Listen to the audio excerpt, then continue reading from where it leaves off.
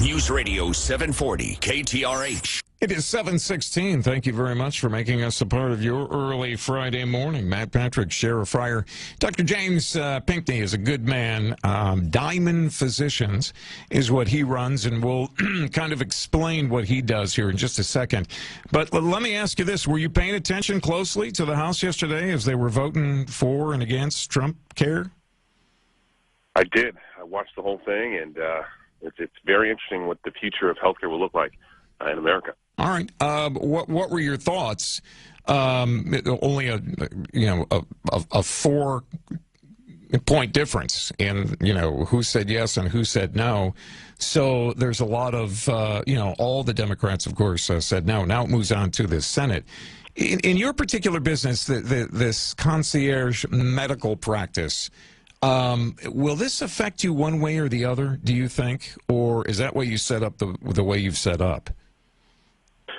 Well, the healthcare system is so convoluted and complex, and insurance premiums, this doesn't matter what they do. They're going to stay high. Competition has been depleted.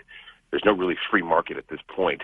So my business will still continue to thrive because we take insurance out of the equation. Now, I'm not saying we shouldn't have insurance because it's very important for catastrophic things, for surgeries, for cancer treatments, things that cost tens of thousands of dollars. But insurance is a risk mitigation tool. So when you use it every day, it no longer has the same effect.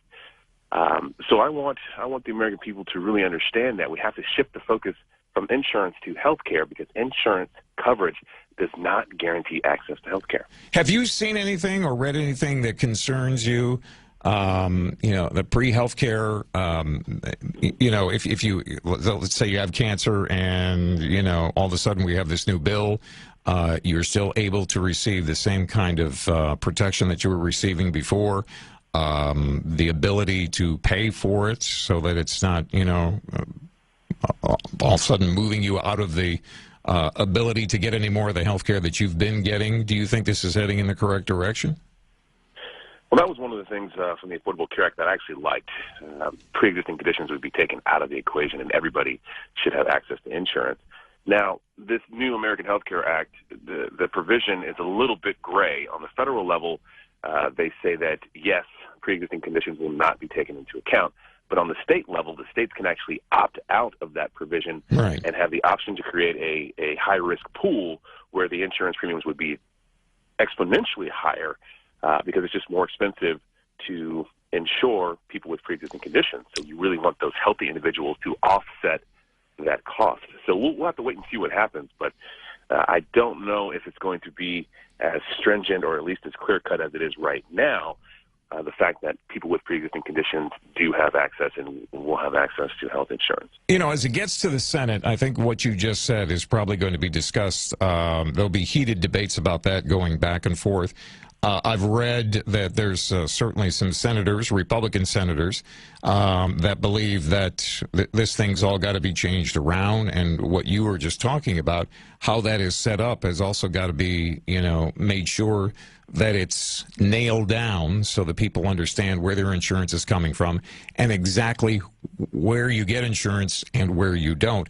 But again, Dr. Pinkney, that doesn't necessarily hurt your business, the Diamond Physicians, because of the way that you run that, correct? Unless someone finds themselves in a far more serious situation. Yeah, so we're in a very nice position right now because it doesn't matter what happens with the legislation. Insurance premiums are still going to be high. Access is still going to be low. Physicians and hospitals are pulling out of networks, and insurance companies are shrinking the offerings that they're putting out there for the American people. So regardless of what happens on the insurance side, we are healthcare providers. The whole fee-for-service model is sick care. So when we understand that we have to transition to a brand-new healthcare delivery model, that's what's really going to lower the cost of healthcare globally and provide exponentially better care for Americans. That's what we need to do. And since I don't take insurance, our business is thriving because people are understanding that. Wait times are up to 46 days to see a primary care physician. The average face-to-face visit is 7 minutes. I can't do anything in 7 minutes. Right. Our average visit is 60 minutes. So, that watered-down care is out there, unfortunately, right now.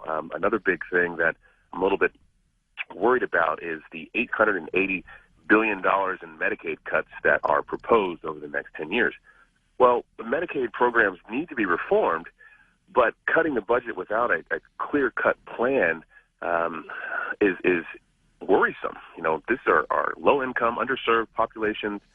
They need help, and I don't see a natural succession plan outlined in the bill. Well, we'll see what the Senate puts in there. That is for sure. As we have just gotten started, we got a long road to travel. My friend, thank you. I know you're ready to go out and hit the gym, so I won't stand in your way. Dr. James Pinkney, Diamond Physicians. Thanks again for your time, Doctor. Oh, thanks for having me on. You betcha.